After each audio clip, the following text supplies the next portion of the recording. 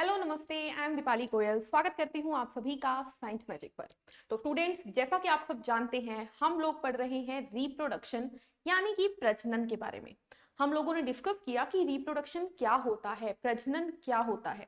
यानी कि एक जनरेशन को जब एक जनरेशन अपनी ही जैसी नई जनरेशन बनाती है, यानी कि एक ऑर्गेनिज्म अपने ही जैसे नए ऑर्गेनिज्म बनाते हैं, तो उसे बोलते हैं क्या? प्रजनन यानी कि रिप्रोडक्शन। फिर हमने देखा कि जो जो ऑर्गन्स मिलकर ये काम करती है प्रजनन का, उन ऑर्गन्स को मिलाकर बोलते हैं रिप्रोडक्टिव ऑर्गन। ठीक है, और उस पूरे ऑर्गन के सेट को, उस तंत्र को बोलते हैं रिप्रोडक्टिव सिस्टम यानी कि प्रजनन तंत्र। उसके बाद स्टूडेंट्स, हमने डिस्कस किया कि जो रिप्रोडक्शन होता है वो दो प्रकार का होता है। एक होता है लैंगिक प्रजनन और एक होता है अलैंगिक प्रजनन, सेक्सुअल रिप्रोडक्शन, एसेक्सुअल रिप्रोडक्शन। फिर हमने एसेक्सुअल रिप्रोडक्शन को इन डिटेल किया। हमने जाना कि जब गैमीट की जरूरत नहीं होती, बिना दो पेरेंट्स के एक ही पेरेंट से जब प्रजनन हो जाता है, उसे बोलते हैं एसेक्सुअल रिप्रोडक्शन। उसमें हमने बडिंग देखा, मुकुलन, फ्रेगमेंटेशन देखा, खंडन, हमने रीजनरेशन देखा, पुनरुद्भवन, वेजिटेटिव प्रोपेगेशन देखा, कायिक जनन, और हमने फीजन यानी विखंडन देखा, बाइनरी फीजन और मल्टीपल फीजन, द्विविखंडन और बहुविखंडन देखा। इस तरीके से हमने पूरा एसेक्सुअल रिप्रोडक्शन खत्म कर दिया।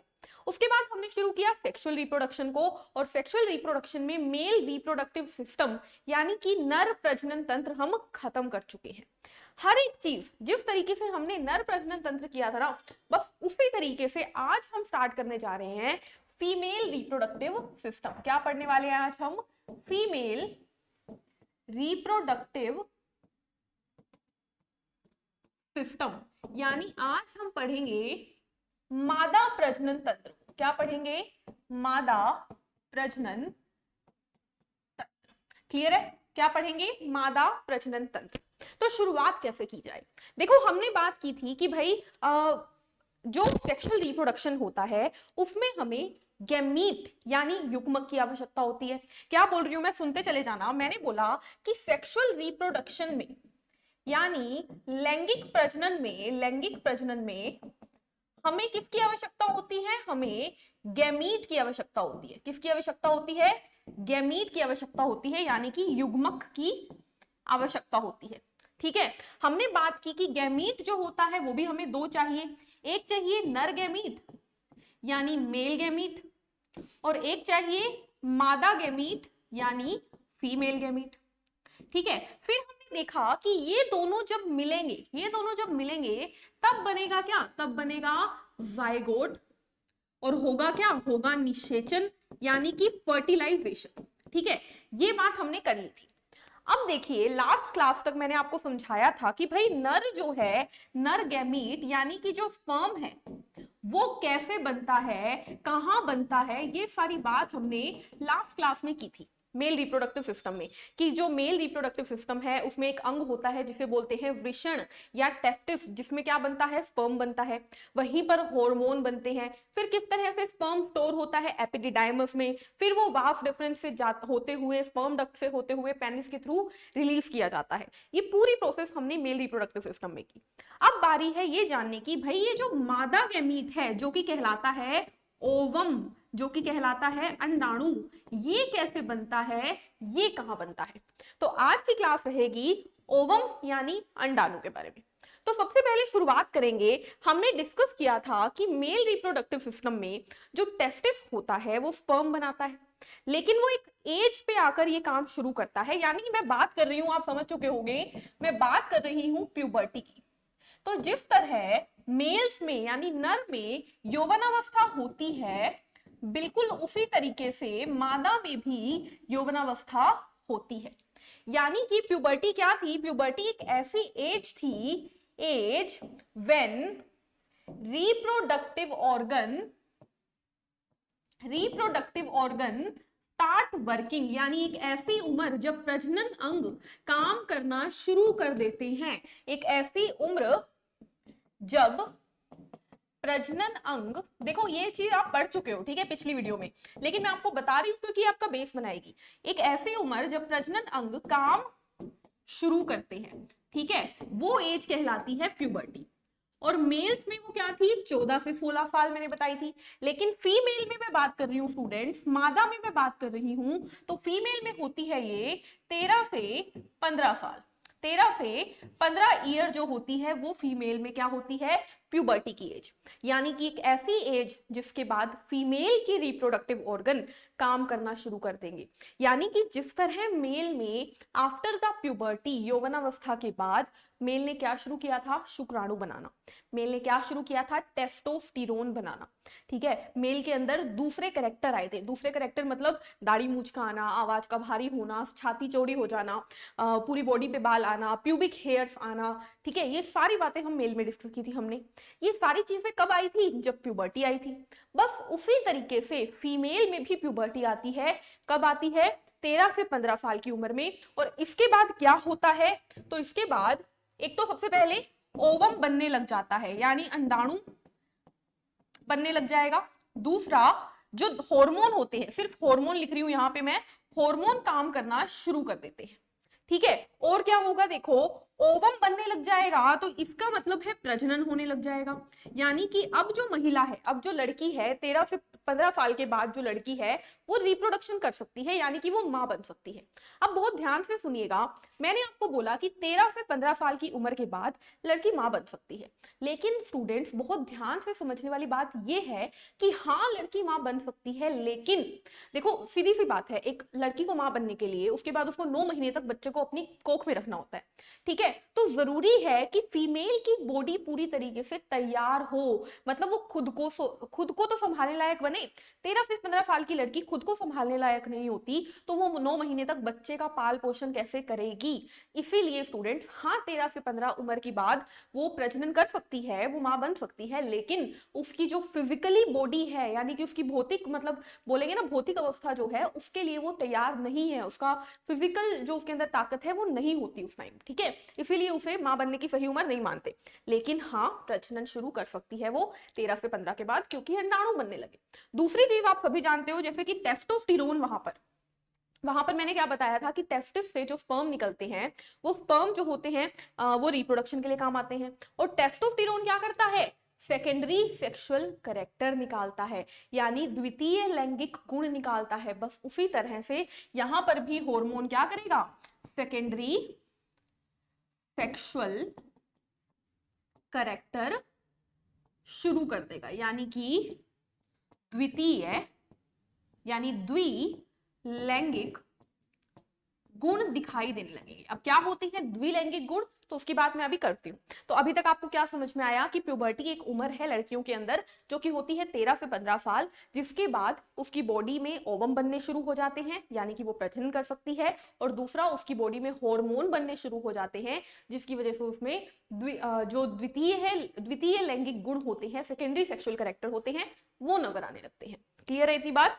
चलिए आगे बढ़ते हैं। देखो क्या हुआ, सबसे पहले मैं बोलूंगी कि 13 14 15 साल की उम्र के बाद उसमें क्या होने लगा, उसमें ओवम बनने लगा, अंडाणु बनने लगा। लेकिन कौन बनाएगा ओवम, तो जैसे स्टूडेंट्स मैंने आपको बताया था कि मेल में ओवम कौन बनाता है, सॉरी मेल में स्पर्म कौन बनाता है, टेस्टिस बनाता है। उसी तरीके से आपको याद रखना है। देखो फीमेल रिप्रोडक्टिव सिस्टम में कौन काम करेगा, रिप्रोडक्टिव ऑर्गन काम करेगी। देखो ऐसे समझते जाओ, ठीक है, रिप्रोडक्टिव ऑर्गन काम करेगी, यानी जिस तरह नर में प्रजनन अंग थे वैसे ही मादा में भी प्रजनन अंग होंगे। और मादा की जो ऑर्गन होगी वो भी दो प्रकार की होती है, एक होती है प्राइमरी यानी प्राथमिक, याद आया वहां पर भी हमने यही बात की थी, और एक होती है सेकेंडरी यानी द्वितीय बोल लीजिए। ठीक है, तो यानी कि मैं क्या बोल रही हूं कि जिस तरह मेल के अंदर ऑर्गन जो थी वो दो प्रकार की थी, एक थी प्राथमिक और एक थी द्वितीय यानी प्राइमरी और सेकेंडरी, उसी तरीके से फीमेल में भी ऑर्गन दो प्रकार की है, एक है प्राइमरी सेक्सुअल ऑर्गन और दूसरी है सेकेंडरी सेक्सुअल ऑर्गन। अब प्राइमरी सेक्सुअल ऑर्गन क्या है, तो प्राइमरी सेक्सुअल ऑर्गन का काम क्या होता था स्टूडेंट्स, गैमीट बनाना। गैमीट फॉर्मेशन का जो मेन काम होता था, गैमीट फॉर्मेशन, वो प्राइमरी का था। सही बात है इतनी, गैमीट फॉर्मेशन यानी युग्मक बनाना, ये प्राइमरी का काम था। और युग्मक की ग्रोथ मूवमेंट में हेल्प कौन करता था? सेकेंडरी यानी वृद्धि में, और उसके चलन में मदद करते थे सेकेंडरी। याद आया? हमारी बॉडी के अंदर, फीमेल्स की बॉडी के अंदर एक तो होता है मेन रिप्रोडक्टिव ऑर्गन जिसे हम बोलते हैं प्राइमरी रिप्रोडक्टिव ऑर्गन, उसका काम होता है ओवम को बनाना। दूसरा होते हैं सेकेंडरी रिप्रोडक्टिव ऑर्गन जो कि ओवम के बनने के बाद उसकी वृद्धि करवाते हैं, उसकी मूवमेंट करवाते हैं और साथ साथ में टोटल प्रोसेस में मदद करते हैं। क्लियर है? अब आपको जानना है कि कौन है प्राइमरी रिप्रोडक्टिव ऑर्गन। तो गैमीट फॉर्मेशन फीमेल में करती है ओवरी यानी अंडाशय। जैसे मेल में टेस्टिस स्पर्म निकालती थी, वृषण से शुक्राणु निकलते थे, उसी तरह फीमेल में ओवरी यानी अंडाशय से अंडाणु यानी ओवम निकलते हैं। ठीक है? ओवरी से क्या निकलेंगे? ओवरी दो काम करेगी। देखो ओवरी क्या करेगी, एक तो ओवम निकालेगी यानी अंडाणु बनाएगी ओवरी, और दूसरा क्या करती थी?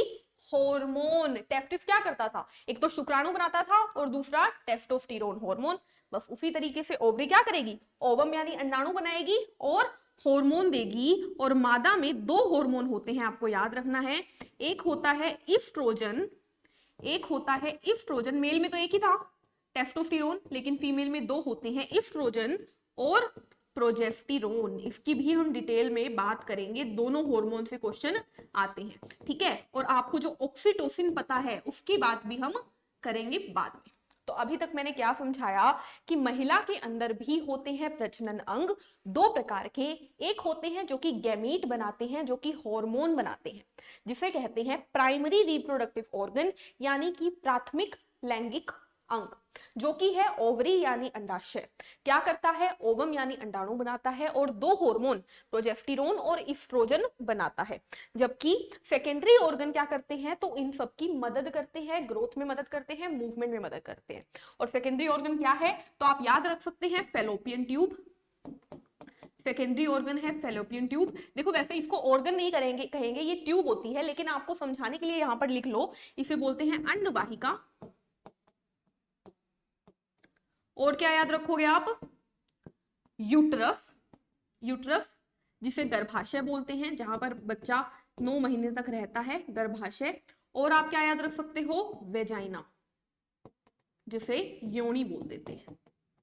ठीक है? तो ये क्या है? ये है फीमेल के सेकेंडरी सेक्सुअल कैरेक्टर, यानी वो सेकेंडरी सेक्सुअल ऑर्गन, यानी कि वो अंग जो कि प्राइमरी की मदद करते हैं। बात समझ में आई? प्यूबर्टी समझ में आ गई, ऑर्गन समझ में आ गई। अब हमें कहाँ चलना है? अब हमें एक एक करके पढ़ना क्या है। देखो सबसे पहले हम पढ़ेंगे ओवरी क्या होती है।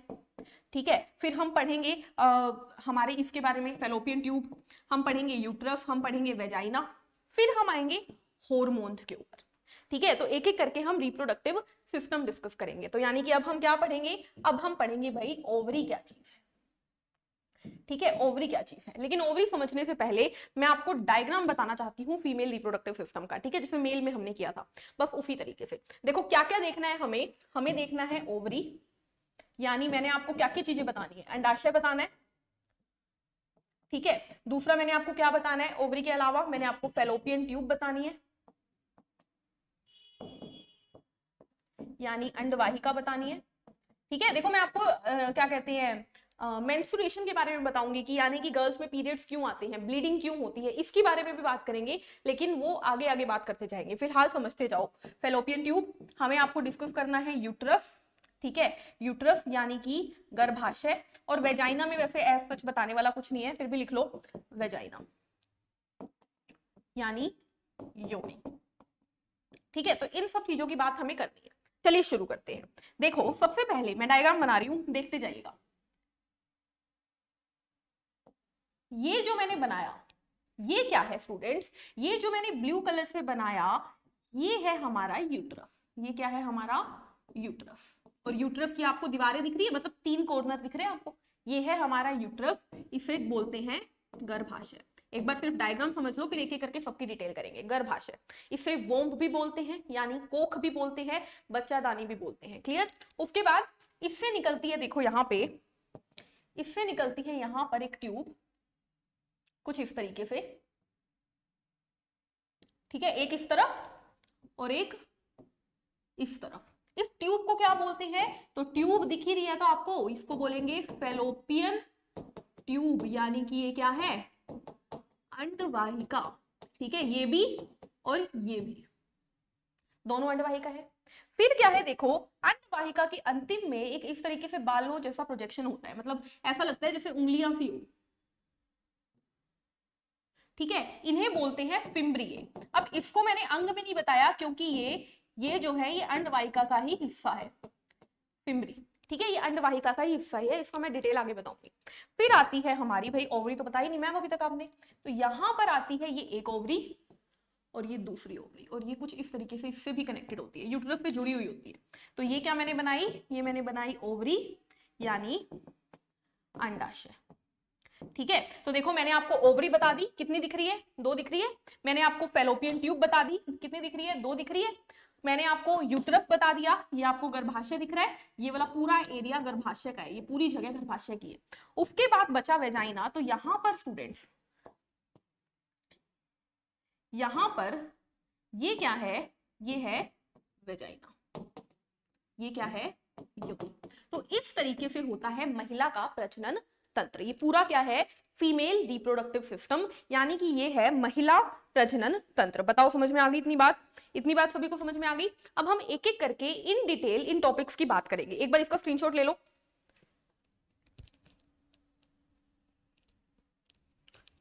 ठीक है, अब एक एक करके हम क्या डिस्कस करेंगे? ओवरी, फिर फैलोपियन ट्यूब, फिर यूट्रस, फिर वेजाइना। ठीक है, चलिए तो सबसे पहले शुरू करते हैं ओवरी। सबसे पहले शुरू करते हैं ओवरी। ओवरी जिसे क्या बोलते हैं? अंडाशय। आप समझ सकते हैं, समझ चुके हैं ये बात कि ओवरी कितनी है? 2 इन नंबर, संख्या में 2 है, दिख रही थी 2। उसके बाद आपको याद रखना है, इसे एलमंड शेप कहते हैं, इसका आकार बोलते हैं, आकार जो है वो बादाम जैसा लगता है। अब आपको मेरे डायग्राम में तो नहीं लग रहा होगा, लेकिन एक्चुअल में ना ये ऐसा होता है,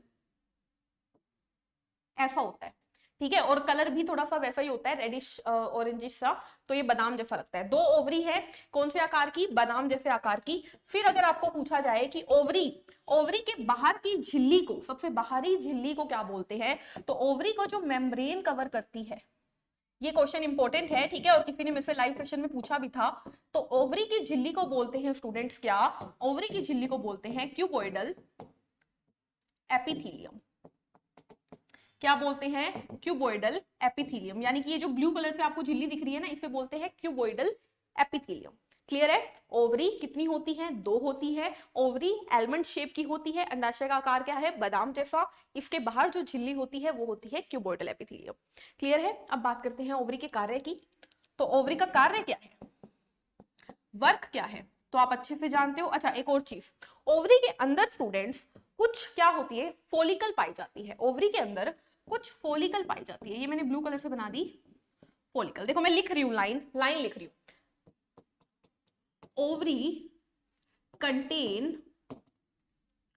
फोलिकल, पहले लिख लो फिर बताती हूं, which convert into Graafian follicle, क्योंकि ये शब्द आपके काम आएंगे फिर। ठीक है, Graafian follicle and which then convert into ovum.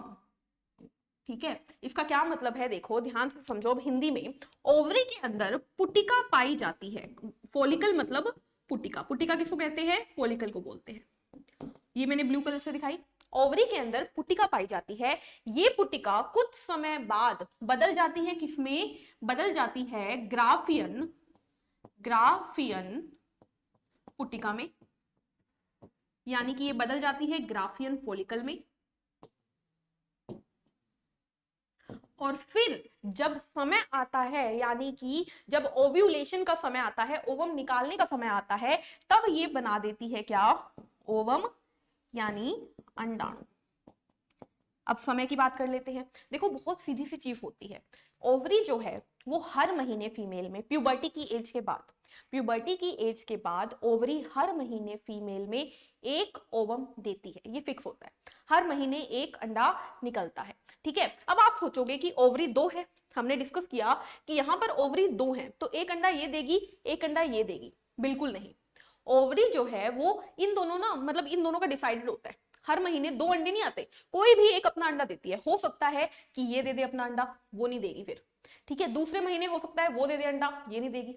ऐसा भी हो सकता है कि ये ओवम दे देगी, अंडाणु दे देगी, अगले महीने भी ये दे देगी, अगले महीने भी ये दे देगी, मतलब वो डिपेंड करता है बॉडी की सिचुएशन के ऊपर। ठीक है, आपको क्या याद रखना है, हर महीना आता एक ही ओवम है, हर महीने एक ही ओवम आता है, किसी से भी आए।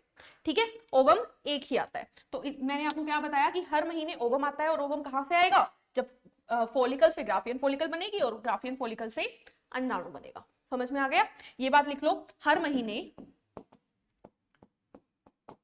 एक अंडाणु बनता है, एक अंडाणु बनता है। ठीक है, अभी मैंने आपको प्रोसेस बिल्कुल भी नहीं बताई है कि अंडाणु बनेगा फिर कहां जाएगा, कैसे कैसे फर्टिलाइजेशन होगी, कुछ नहीं बताया।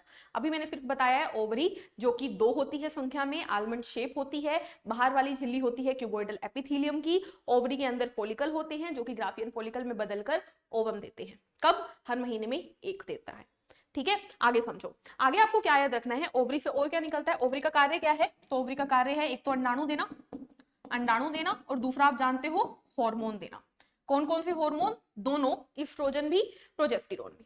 आगे की बात करते हैं, ध्यान से समझिए, यहां पर जो मैंने डायग्राम बनाया था, ये जो ओवरी आपको दिखाई दे रही है ये यूट्रस के साथ भी जुड़ी हुई है, ये देखो इस पाइप से, इस पाइप को बोलते हैं स्टूडेंट्स, ये धागे होते हैं और इन्हें बोलते हैं मीजोवेरियम, मीजोवेरियम बोलते हैं। ठीक है, मीजोवेरियम बोलते हैं, यानी कि कुछ धागे जो कि ओवरी को यूट्रस यानी गर्भाशय से जोड़कर रखते हैं, इन्हें क्या बोलते हैं, मीजोवेरियम। इसे भी क्या बोलेंगे, मीजोवेरियम। ठीक है, इतनी बात समझ में आई, तो मैंने आपको ओवरी समझा दिया, ओवरी किससे जुड़े हुए ये भी समझा दिया। अब बात करते हैं फैलोपियन ट्यूब की, किसकी बात करते हैं, फैलोपियन ट्यूब की। फैलोपियन ट्यूब यानी कि अंडवाहिका। देखो बहुत ध्यान से समझना, अंडवाहिका आपको दिख रही है, आपको दिख रही है अंडवाहिका, कहां दिख रही है, ये रही। तो ये क्या है, हमारी अंडवाहिका है।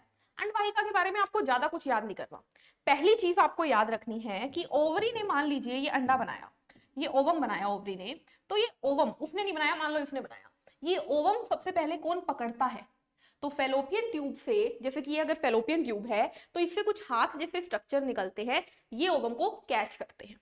ठीक है, ये ओवम को, अंडाणु को कैच करते हैं। तो पहली चीज आपको क्या याद रखनी है कि जो फैलोपियन ट्यूब से निकलते क्या है, फिम्बरिये निकलते हैं, और ये क्या करते हैं, ओवम को कैच करते हैं, यानी मैं बोल सकती हूं अंडाणु को पकड़ता कौन है सबसे पहले, फैलोपियन ट्यूब। ठीक है, उसके बाद क्या होता है, देखो फैलोपियन ट्यूब ने, देखो इसकी मैं इमेजेस भी साथ में लगाऊंगी, फैलोपियन ट्यूब ने अंडे को कैच कर लिया, अब क्या होगा, धीरे धीरे अंडा यहां पर पहुंच जाएगा और अंडा यहां पर बैठ जाएगा। यानी कि अंडाणु कहां पर बैठता है, तो आपको याद रखना है अंडाणु जो है, आपको याद रखना है अंडाणु बनने के बाद कहां बैठता है, तो अंडाणु बैठता है फैलोपियन ट्यूब में। अब हो क्या सकता है, दो चीजें हो सकती हैं, एक तो हो सकता है कि नीचे से स्पर्म आए, तो वो स्पर्म आके इस अंडाणु से फ्यूज कर जाएगा।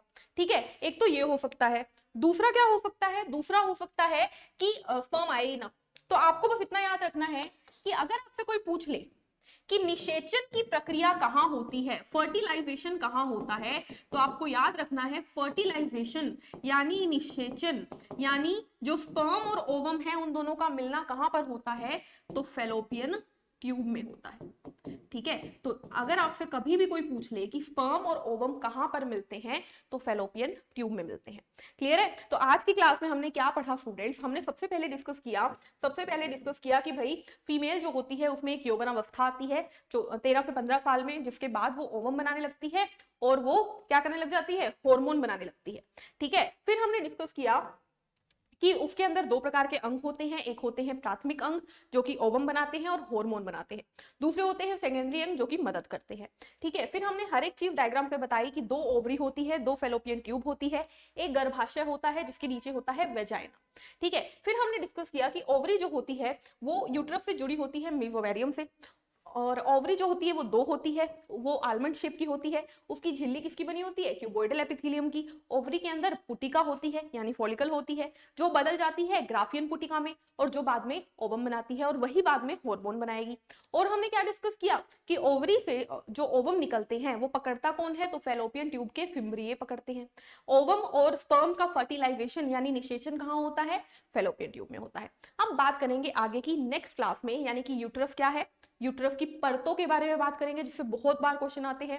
प्लेसेंटा यानी अपरा के बारे में बात करेंगे। एम्ब्रियो भ्रूण क्या होता है, अविकसित भ्रूण क्या है, विकसित भ्रूण क्या है, सब चीजों के बारे में बात करेंगे हमारी नेक्स्ट क्लास में। लेकिन तब तक के लिए इसे पढ़िए, इसे समझिए। मिलते हैं नेक्स्ट क्लास में, तब तक के लिए चैनल को लाइक करो, शेयर करो, सब्सक्राइब करो और हंसते रहो, मुस्कुराते रहो। Take care, thank you, bye bye.